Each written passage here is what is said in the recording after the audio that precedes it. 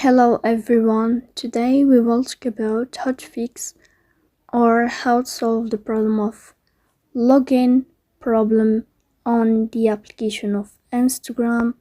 You will go to Instagram here, you will go to settings here as you see.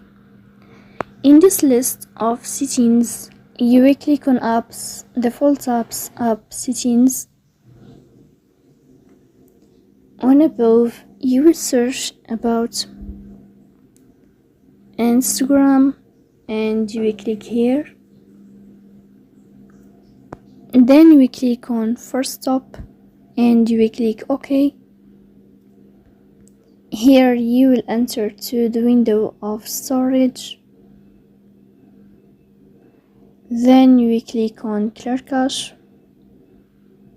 But pay attention, don't click clear data because that can delete your account or can cause you errors on your app.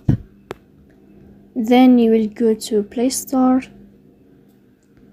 You will search about the application of Instagram. Here you can uninstall your app and you can install it again to fix that problem. So please don't forget to support us by like and subscribe. See you next time and thank you for your watching.